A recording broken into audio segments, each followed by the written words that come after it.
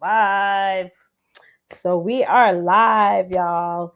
Say it loud, Karen out here. 7:30. So I'm almost on schedule. Better late than never. This is our first episode of Poddin and Poppin.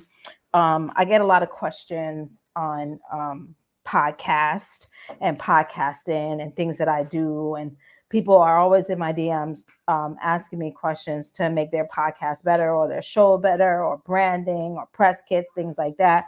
So I decided that I would start going live on Mondays, probably around this time, 7:30, so that I can answer your questions and kind of like dig into some things with you guys as far as podcasting, small business, branding, radio, stuff like that, and kind of do my pick your brain sesh live with you. So it'll get better over the weeks. I'm actually sitting in the kitchen right now. I didn't like pull out all my gear and my green screen because I just came off of another call, but I'm here, and that's the most important thing. Just an FYI, if you follow me right now, we're live on IG. We're live right now on Facebook. We're live right now on YouTube, the I am Karen L YouTube, and we are live on Twitch. So you can actually, I know that there's some issues today with the internet and people just not being able to refresh and do the things they need to do. But I am on any of those platforms right now. Say It Loud podcast page on Facebook. I am Karen L on YouTube, or Say It Loud on Twitch. And then we're also on IG. So what is Poddin and Poppin? So a couple months ago, I decided to start saith innovate and kind of teach people how to start a podcast, how to brand, how to do business, because nobody ever taught me that stuff. Like I literally have had jobs where I did it for other people, and then when I started my podcast, I needed to figure out real quick how to do some things for myself, how to file my LLC, how to trademark my logos, how to make my logos, what things to use, what softwares I use to edit, what things do you need, things do you not need to make your sound quality better, so on and so forth. So that's really where Poddin and Poppin came from. It was really just about giving people the tools that they need without the bullshit. So Say It Innovate is going to drop really soon. And what I'm going to do with Say It Innovate is I am going to basically teach you, because you guys know I'm an educator, but I also hold a bachelor's degree and associate's degree in media communication. So prior to me becoming an educator, I actually worked in media. I worked in radio. I sold radio advertisements. I've interned. I've been a programmer. I've written commercials. I've been a producer. I've put shows together, all of that kind of stuff. So I took all of that experience and I started my podcast. And then I was like, okay, well, let's marry the two. Let's take the educator part of my brain and let's take the creative art side part of my brain and let's put them together. And that's what I did to create Say It Innovate. And Say It Innovate is really just me teaching people, because I feel like sometimes people be haters. You know what I mean? Sometimes people don't want to teach you something, and I don't understand that. Like I never understood that. Like, what is the hard part? You ever ask somebody where they got something from and they don't want to tell you because they don't want you to have it? I'm the opposite of that. Say It Loud is not about that. Say It Loud is about me teaching you and empower everybody so we all eat. And so that's what I'm going to be doing every Monday, 7:30. I'm going to be here for about 30, 40 minutes, just kicking it with you guys, so that if you have questions or if there's something you want to know how to, I can either guide you, help you, support you do that, or I'm going to go Google it when we get off this, and come back with the answer. So that's what Poddin and Poppin is. It's going to be every Monday night, 7:30. Like I said, we're on live on IG right now. We're live on Facebook, Say It Loud Facebook. We're live on YouTube. I am Karen on YouTube, and we're live on Twitch. So the first thing I'm just going to say is we're going to start from the very beginning, right? And this is just not about podcasting. This is also about like any type of entrepreneurship ideas you have, like how to get started. So I'm going to be an open book as far as, Karen, how did you start a lingerie line? Karen, how did you start a stationery store? Karen, COVID's been really good to me in the sense that we've all been able to be home. And in that time, I was able to take the things that I'm most passionate about and the projects that I've always wanted to do and make them into something else, right? And bring them alive and be able to share them with people. So, and that's what I did when I started Say It Loud. It was just something, it was prior to the pandemic, but it was something that I was passionate about, and I wanted to find an outlet. And so I started doing my research as to how I could do it all myself. A lot of people pay hundreds of dollars for workbooks and downloads and files and all that thing for someone to tell you how to start a podcast. And I'm sitting here like, yo, let me just tell you from my experience what I did, how I did it, so that if you're empowered to or inclined to do that, it's available to you. It's all on the internet. Or if you say to me, it's not something that I want to do, but I want to do something else, maybe you could take some of this information and apply it, because it's not just about, okay, give me the links. It's also, what am I passionate about? How am I passionate about it? How am I going to make this work for me? What is that going to look like? Right. And so I think that's where we need to start tonight. It needs to be like, why are you doing this? Right. Whatever it is that you're going to start in your life, for the sake of us, we're going to talk about podcasting and videos and YouTubes and things like that over the course of these weeks. But really, why are you starting it? You know, are you just starting it because like it's funny when you hang out with your friends and you just want to talk about something? Do you have something to say? Do you want to create a brand or a platform? And how are you going to execute that? So I think you need to know your why and your purpose in doing it first before you just say, let me do it, right? No matter what it is in life, you need to know what your purpose is, because if you have your purpose behind you and it's real, then you're going to put the work in. You're going to put your money where the mouth is. You're going to stay up late at night. You're going to do what you have to do because you're going to be passionate about that project. If you're not passionate about what you're doing in any part of your life, it's going to be half-assed. You're going to get half-assed results. And that's just the real. So you have to understand why you're doing this and what you're doing it for. All right. So that's one. After that, you got to figure out right now, a lot of people's questions are like, well, do I do audio or do I do video? So there's a lot of pre-work before you just jump into this. You don't download an app and say, tomorrow I'm going to do it, right? You can, but you might not get the same results as you would if you had a little bit more work behind it and you're thinking about it. So this week, this is just about thinking about like, oh, I'm thinking about starting a podcast. I'm thinking about starting a show. I'm thinking about doing this. I want to take ballet lessons. I want to take yoga. I want to be a photographer. Whatever it is, you need to put some background work into it and see what goes into it first and make those decisions about, do you want to commit to it and how much are you willing to commit? Is this a hobby or is this work? You know, do you hope to do something in your free time, or am I planning to build a business and live off this? I think those questions are things that you have to, and it changes as you go. It's a live, you know, whatever it's going to take on its own life, but just being conscious about what those things that you want.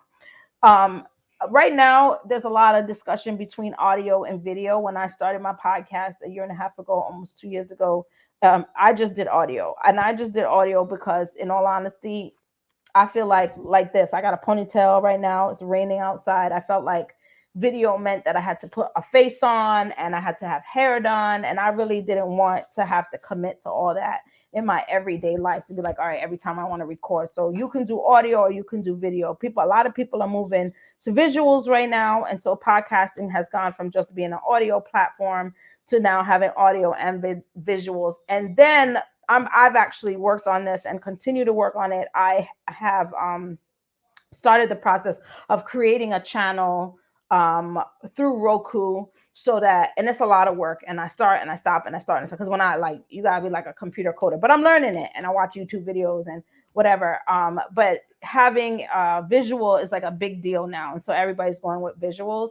Again, I like audio and visual. I just don't like the maintenance that I have to be on the visual, because day to day I'm just not putting on wigs and makeup and all that, because I just don't rock like that day to day. But I think there's a value in it. I think that YouTube allows you to monetize and make money there, where you can't do it as much in the audio part of podcasting. So right now I do, for the people that are asking me, well, Karen, what do you do? I do both. I put my audio out on all streaming platforms, and it's on all major platforms. So Save Loud is on, you name it, we're on 30, 40 plus platforms. I Google once in a while, but I can't even remember. My goal was to get on Apple, though. Apple, iHeart, Spotify. I was like, if I get on those, I'm good. Anything else after that, like, I don't care. So once I saw me on Apple and iHeart, I was good. I'm also on Audible. I'm on Pandora. I'm on, like, sometimes I don't even know what I'm on. I'll be looking through my Kindle and be like, oh snap, that's me. So that's what my audio is. And then my videos are uploaded. Because of COVID, we couldn't record in person anymore. and I had to start recording online. I use StreamYard. There's also Stitcher. There's a couple other. There's another podcasting one that lets you do two cameras. It's kind of dope. I've done it with my cell phone and my iPad or your laptop, so you can check those out. Because of COVID, I've had to move from just audio to video, because now my videos were all virtual, right? Because my interviews were all virtual, and so that allowed me to just record those while I was interviewing people, and then I just upload those into my YouTube. I don't even edit them. And you guys, I'm pretty nice with my editing. A lot of people don't know that. I won a film festival, just putting a film into a film festival, so I could rocks a little bit with some iMovie and some Final Cut Pro. That's part of my background, as you guys know. And as far as audio editing, I use GarageBand. There's two computers that I work on in the house. So you guys have been gracious enough last year to give enough donations for Say It Loud to get a iMac. So I have the desktop connected to my Rodecaster Pro. That's at my home studio. So I built a studio in the house, in the closet. And it's legit nice. Like, it's got lights and all that kind of stuff in there. So that is what I record on when I want to do interviews and bigger work and more editing. That's in the house with the lights and all that kind of stuff. And then recently, Facebook funded my project through Donors Choose, and we now have a MacBook Pro for when I am on the road and recording on the road. And with that, I use my Zoom P4 mixer. So I have like a number of I have a mixer that stays in the house. I don't take my Rodecaster Pro out because it costs way too much money, and I'm always scared that something's going to happen to it. That is my favorite piece of podcasting equipment. Yeah, my second favorite piece is GarageBand. I can show you my GarageBand if one day you want to see, and I'll give you a quick tutorial of how to edit on GarageBand and do that work on there. So I edit my audio there. I do use iMovie. I'm pretty fluent in iMovie and Final Cut Pro. And then there's also times, and I'm just sharing some things that I use. I have used Audition and Premiere. Some of the studios that I have worked with do not have Apple. They do have Apples, but they use Adobe Audition, Adobe Premiere for their audio editing and their video. They're both the same as far as they're both linear editors.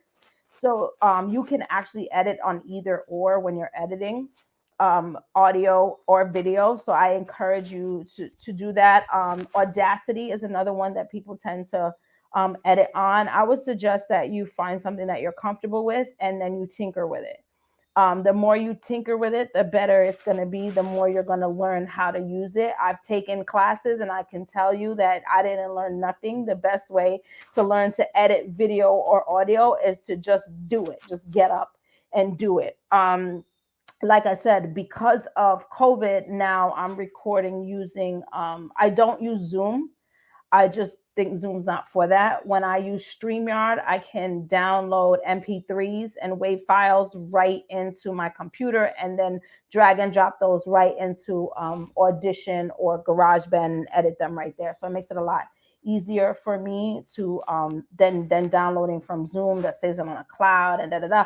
And then sometimes when I use StreamYard, I can do my video separate from my audio, which allows me to edit a little bit more. So I pay for that service, but I like to be able to do that. The other thing I do use is QuickTime sometimes if you have it on your computer. If somebody sends me an audio clip or a video clip, and I put it into my show, I do need to be able to audio that and turn that into an MP3 file. So that I have to do sometimes too. But yeah, that's pretty much it as far as softwares are concerned. As far as like hardware, like I said, I have a background in this. My dad was a DJ. All of my friends are DJs practically. I have a background. Like I said, I got accepted at Institute of Audio Research, and I didn't want to go because I would be like the only girl in the whole entire school. Like there's no women that do this. Like the circle of women that are into producing and into editing and audio and video are very small, you know, even photography, right? So are very small. And so, you know, I've always taken the classes and I'll be like the only chick wiring stuff up in the classes. So that's pretty much how that goes. As far as what you can use, I tell people get comfortable. I use XLR mics. For my shows, I use XLR, and if you don't know what an XLR is, I'll show you what you don't have to. When I used a Yeti, and I love my Yeti. Yeti is a USB mic, can go right into your computer and can record right there. I do like the sound of a Yeti, but now I do XLRs with phantom power because big girl things. We like big girl things over here. I love gadgets, you guys. I love electronic gadgets. I'm so this is my portable mixer. I got the big one hooked up to the big computer. This is my portable mixer. I did get stopped at the airport recently because they wanted to know what the hell this was. But this is XLR mics. And my mics all use phantom power, which actually sucks the batteries out of this. But all my sound pads are on here, even though I can post-production them. So I'm not telling people they have to buy anything. You can actually record on your phone and you will be fine like that. My best episodes are episodes I've recorded in my car on my phone. It's really coming up with your content and spending time on your content. And next week when I meet with you guys at 7:30, we'll talk about content, because a lot of people I just want to put out content. But the reality is, if you just keep putting out content and it's trash, it's still trash, right? You keep throwing out garbage, it's still garbage. What I do is I've been not as consistent as I should be because of my own health issues. But what you want to do, if you listen to your stuff and you're not laughing and it's not good to you, then it's not going to be good to nobody else. So you got to make sure that you take some pride. I'll tell you guys right now, I won't drop a show if it's not 110%. I won't. Y'all won't get it. Y'all won't ever hear. I'd rather give you 100% than not give you, and then give you 90 or 80 or 70%. So if my show is not 100 and it's not at 100%, I'm not putting it out. And there's times that I sat down to record and I put my headphones on and I put the music on and my stuff is playing and I start talking. And then 15 minutes into it, I'm like, nah, this ain't it. And I have to get up and I have to walk away. And I'm learning as a creative and as an artist that when I'm at my best is when I take care of myself. And if I don't take care of myself, then I can't take care of you. I can't put out what I want to put out the way I want to put it out. So that's something to think about. What else are we going to talk about in the coming weeks? We're going to talk about people coming on your show and how you want to format your show. Some people got 2 people. Some people got 3 people. Some people got 10 people.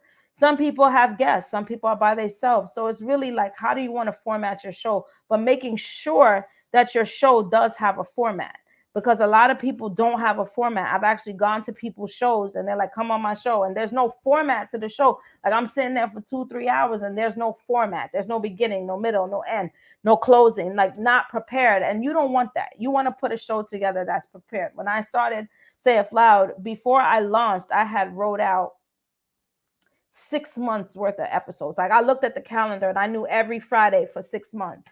And then I wrote those dates down. And then I said, okay, this week I'm going to talk about this. This week I'm going to talk about that.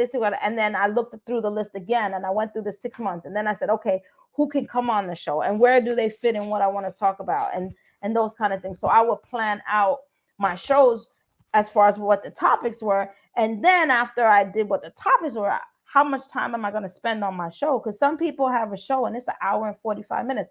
Bro, I'm going to get in the car and I'm going to put you on. But you see, once I get out the car in about an hour, I'm turning you off. And so people got to be conscious of how long, what kind of show am I putting together and how long is that show going to be? And then look at your demographics and look at your data. Because if your data tells you that people are only listening to 60% of your show, maybe the other 40% is whack. Maybe it's too long and people are just I can't do this, and they don't come back to it. So you got to really also look at the data and look at your demographics and then